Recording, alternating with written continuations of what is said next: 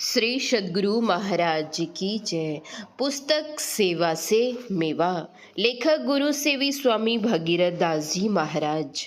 सद्गुरु महर्षि में ही परमहंस जी महाराज की गुरु सेवा।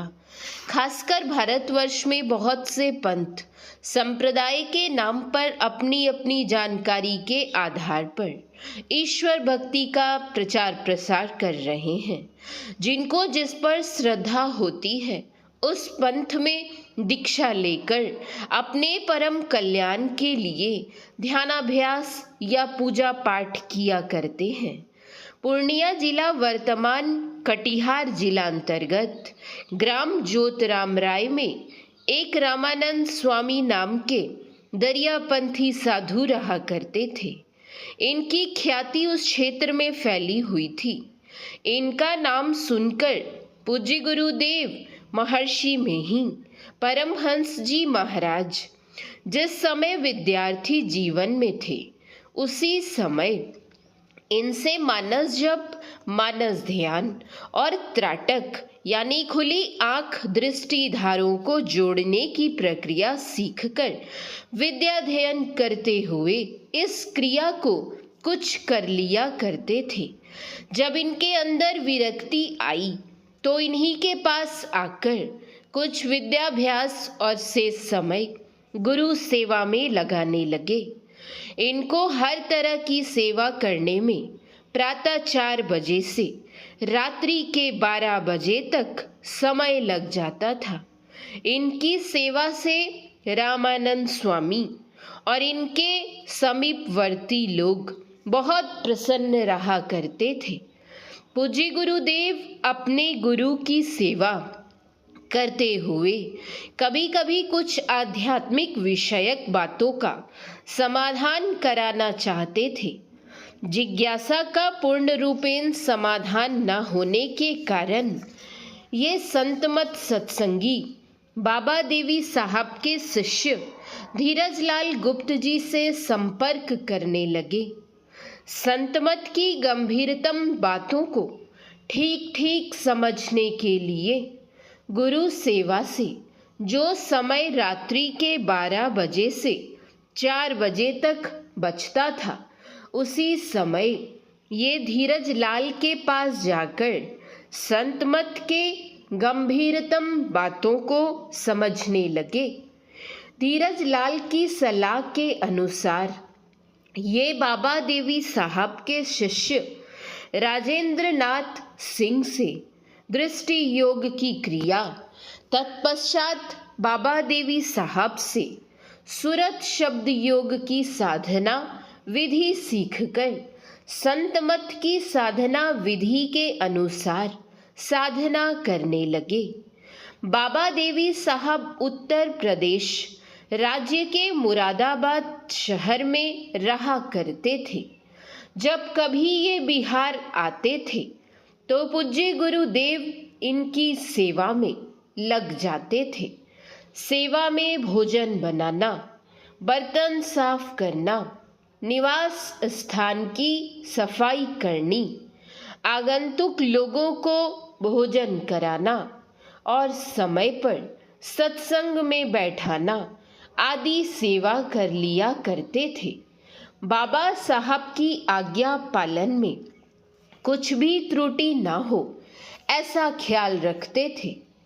एक बार गोरखपुर में बाबा साहब ने कहा, मैं लिखता हूँ, तुम जग कर रहो। जब तक बाबा साहब लिखते रहे तब तक ये बैठे जगे रहे, सोए नहीं। एक बार बाबा देवी साहब मुरादाबाद से कश्मीर की ओर सत्संग करने जा रहे थे। संयोग से उसी अवसर पर पूज्य गुरुदेव अपने गुरु के दर्शनार्थ एवं सत्संग से लाभ लेने के ख्याल से मुरादाबाद पहुँचे। सत्संग कार्यक्रम के संबंध में मालूम होने पर साथ में ले चलने के आग्रह करने पर इनको भी साथ में ले लिया गया। सेवा के रूप में बाजार से खाद्य सामग्री लाना, भोजन बनाकर साथ में चलने वाले सभी लोगों को भोजन कराने का भार इन्हें दिया गया। मुरादाबाद से सभी लोग चले।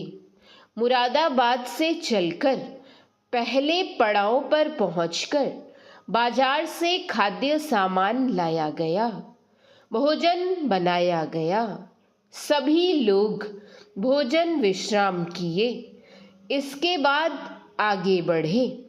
जब दूसरे पड़ाव पर पहुंचे और सब सामान रखा जाने लगा, तब बाबा साहब ने इनसे पूछा, जहां हम लोग भोजन किए थे वहां पर भोजन बनाने के लिए कोयला लाया गया था, क्या सब कोयला खर्च हो गया था? इन्होंने कहा, नहीं। बाबा साहब बोले, उसको क्या किया? इन्होंने उत्तर दिया, उसको तो वहीं छोड़ दिया। इतना सुनते ही बाबा साहब काफी बिगड़े और बिगड़ते हुए बोले, कोयला क्यों छोड़ दिया? उसमें पैसे नहीं लगे थे? साधु बनने के लिए चले हो? आदि कहकर बहुत बिगड़े। पूज्य गुरुदेव कुछ नहीं बोले। भोजन सामग्री लाई गई, भोजन बनाया गया। सभी लोग भोजन विश्राम कर जब तीसरे पड़ाव पर गए तो वहां पर फूस घर में रहने की व्यवस्था की गई थी। जिस घर में बाबा साहब का निवास दिया गया था, उसी में सब सामान रखा जाने लगा। पूज्य गुरुदेव ने दूसरे पड़ाव पर जो थोड़ा सा कोयला बच गया था, उसको बांधकर साथ में ले लिया था। जब सामान रखा जाने लगा तो उस गमछी को घर की टाटी में लटकाकर रख दिए थे। बाबा साहब उस गमछी को देखकर बोले, लाला, गमछी में क्या बांध कर रखा है? पूज्य गुरुदेव बोले, जहां भोजन बनाए थे वहां पर थोड़ा सा कोयला बच गया था, उसी को बांध कर लेते आया हूँ। इतना सुनते ही बाबा साहब फिर काफी बिगड़ गए और बिगड़ते हुए बोले, जब तुम्हारे अंदर इतना सा भी त्याग नहीं है, तुम साधु कैसे बनोगे? आदि कहकर बहुत बिगड़े। पूज्य गुरुदेव कठोर बातों को सहन करते हुए भी अपने गुरु की सेवा में लगे रहे। बाबा साहब की इनके प्रति आज्ञा हुई थी कि स्वावलंबी जीवन बिताओ।